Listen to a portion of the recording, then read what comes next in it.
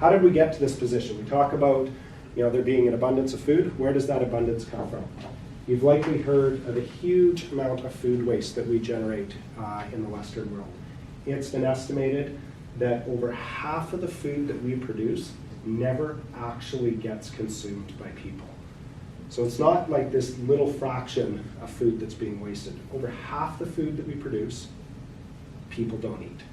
So that may be lost at the time of production, whether it's on the farm, it might be through transportation, it might be through retail grocery stores, it might be you put it in your fridge and you forget about it and it goes bad.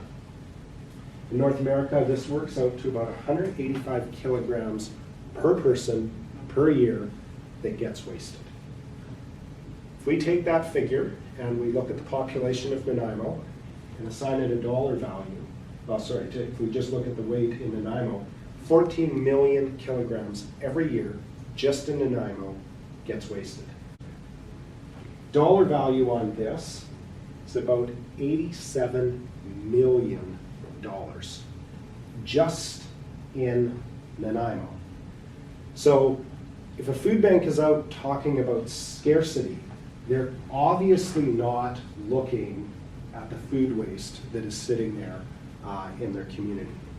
So we looked at food waste and we saw it as a huge opportunity.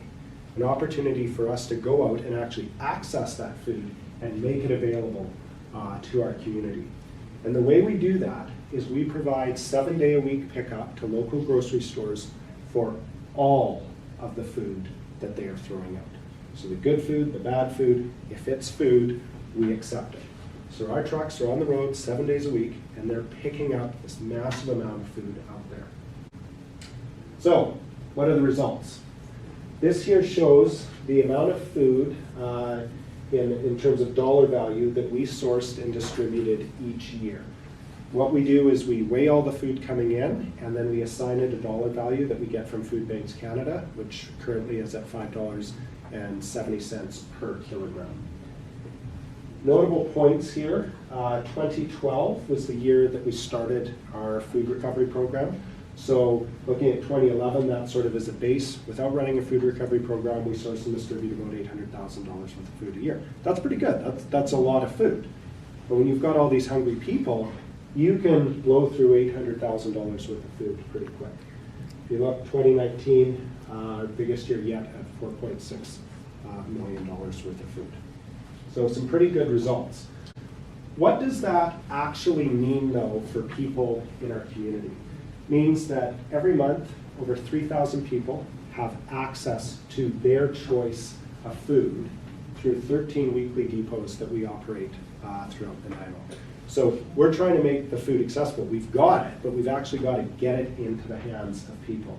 These 13 depots are open at 11 different locations throughout the city.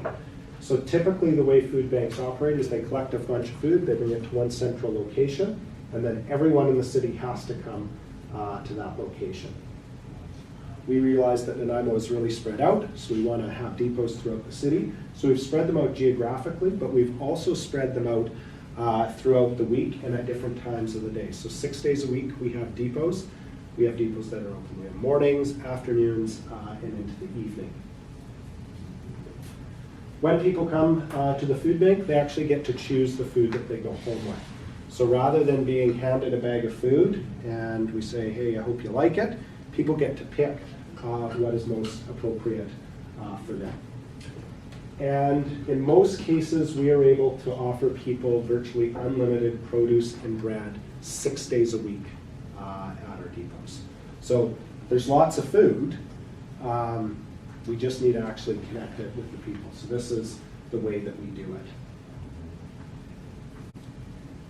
But it's not just people accessing food from Loaves and Fishes Food Bank. We also provide food to other nonprofits.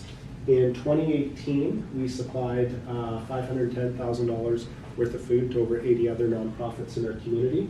And in 2019, that grew to over $1 million worth of food going to these other community groups. So how did we get here? We have people come actually from all over Canada to tour our facility and see what we've done. And they hear the story and they're like, wow, that's amazing. And they see our facilities and they're like, well, we could do it too if we had these facilities. It must be nice that you've got this. And I direct them to this slide because this is what we started with. This is a shed built in 1913 that leaked, had broken out windows, and quite frankly had no business being a food distribution facility. It was absolutely disgusting, infested with rats and just, it was a gross place. You didn't go in there and go, wow, I want to eat. But this is where we started.